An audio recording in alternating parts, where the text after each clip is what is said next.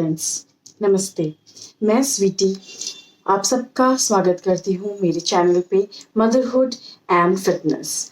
आज मेरा टॉपिक है बच्चे की जो बॉर्न बेबी है उनका माउथ कैसे क्लीन किया जाए। बिकॉज यू नो बच्चे जब ग्रोइंग एज में होते हैं वो मदर फीड लेते हैं, उसके मुंह में खाली मिल्क ही होता है। जब वो मिल्क हमारे कंटिन्यूसली बच्चे के मुंह के अंदर जाता है तो वो किस तरह से उसके मुंह में पूरे मुंह में खाली वो मिल्क का टेस्ट और मिल्क होने की वजह से वो कई बार अपने जीभ को ही चबाने लग जाता है। तो चलिए आज जानेंगे किस तरह से हम उनका ओरल केयर कर सके। चलिए शुरू करते हैं।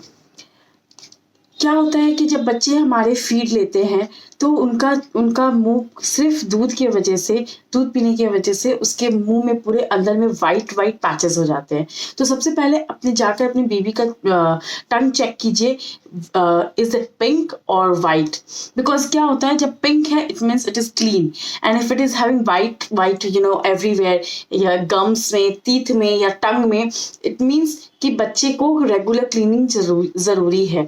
It is because the hygiene of your baby which is very necessary.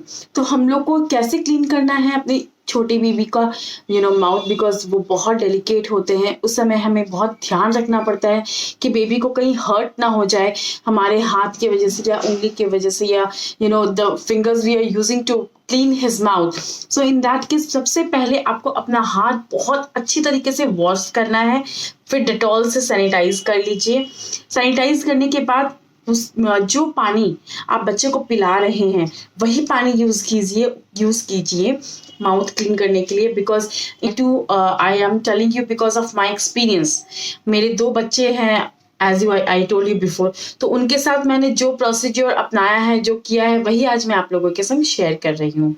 Normally मैं क्या करती थी कि अगर specially when it is 0 to 3 months, उस टाइम पे बच्चे बहुत छोटे हैं, तो मैं अपने हाथ अच्छे से सैनिटाइज क्लीन करने के बाद, धोने के बाद, अपने हाथों से ही जो पानी मैं बच्चे को पिलाती हूँ एक कटोरी में ले ले और उससे अपने हाथ से ही हर तरफ मल ले। और फिर उसे हैं 3 months एंड अबव, तब आप एक काम कर सकते हैं, एक कॉटन का रुमाल, एकदम पतला सा, इस तरह का पतला सा रुमाल, कॉटन का रुमाल लेकर उसे अपने फिंगर्स में मोड़ ले, पतला करके एकदम।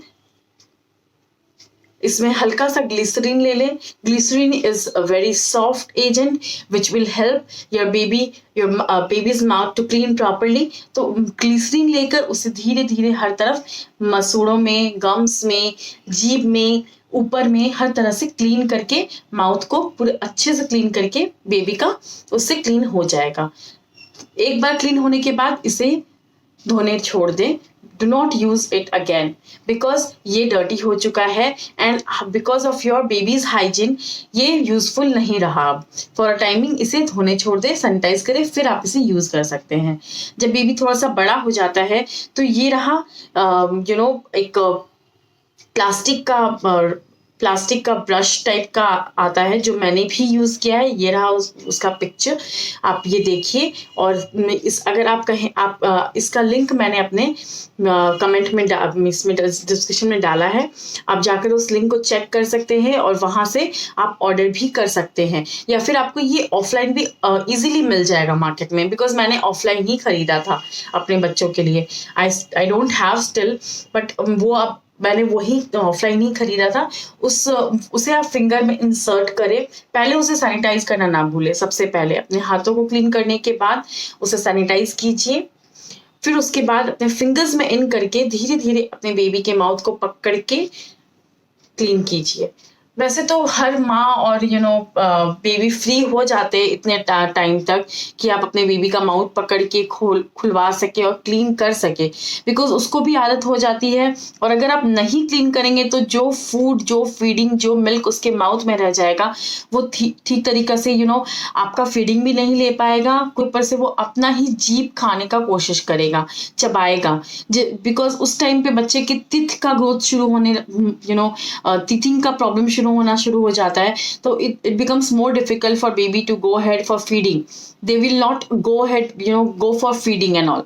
So in that case it is very necessary for you कि आप उसका माउथ रेगुलर क्लीन करें।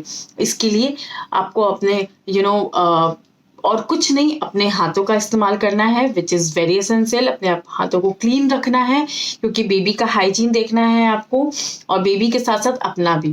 Thank you. और आगे के लिए मुझे कमेंट कीजिए, सब्सक्राइब कीजिए, सब्सक्राइब करना ना भूलें ताकि आगे का जो भी इंफॉर्मेशंस मैं आपके संग शेयर करूँ अपने एक्सपीरियंस के साथ, आप भी जान सकें। Thank you. प्लीज़